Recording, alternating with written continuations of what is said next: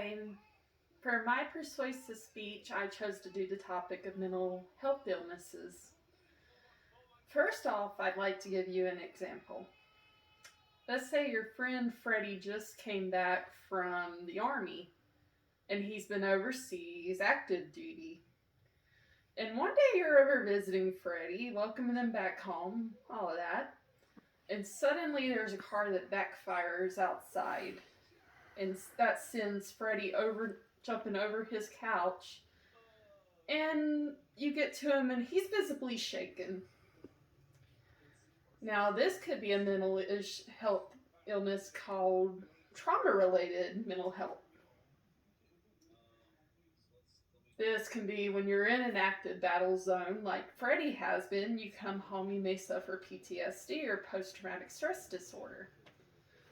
But there's more stress disorder or disorders than just this.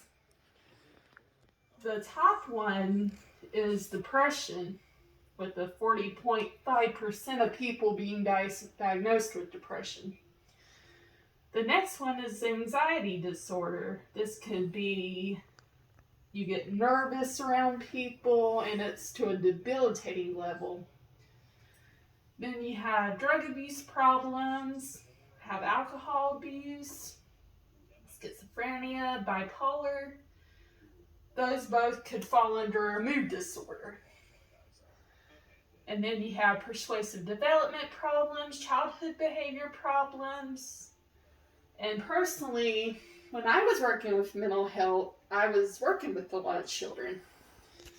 And then you have any other mental health problems can fall down there at the very bottom.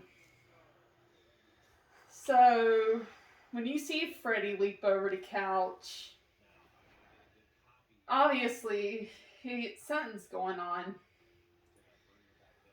But the question remains, what can help him to get through his disorder? Well, there's a couple different things Freddie could try.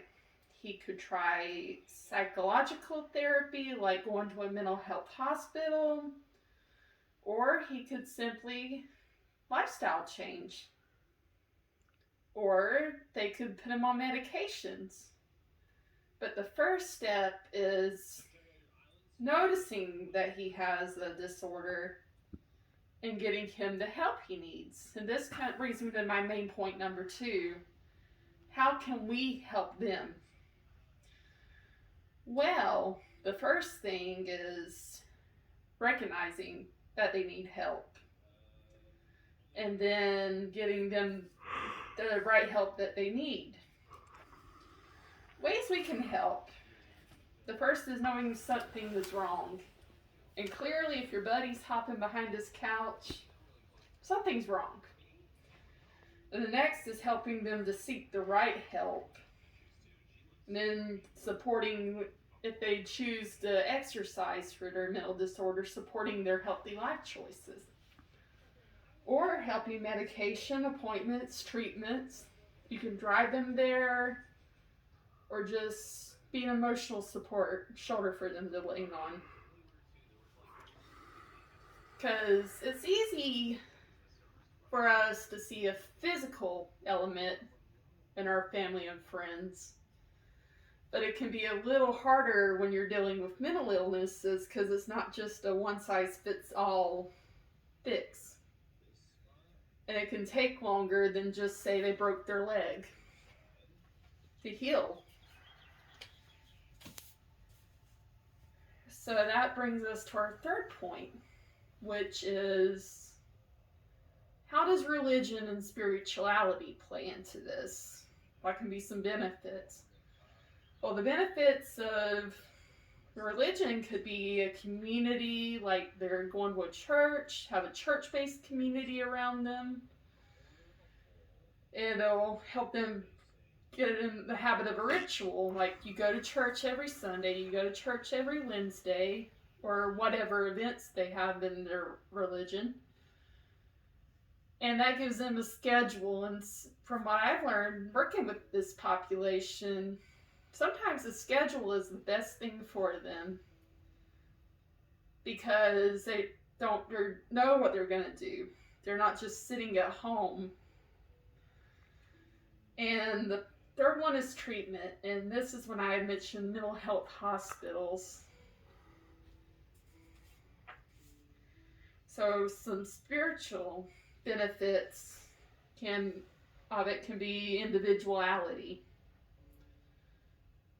and mindfulness and unity with surroundings.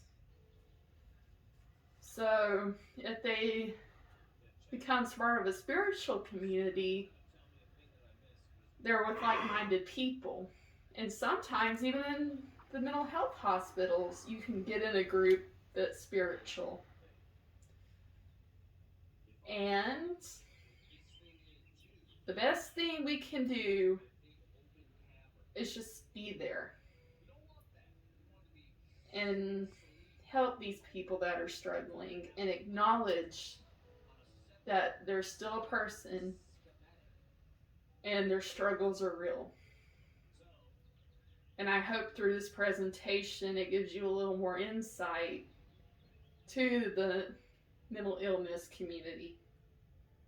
And thank you for your time.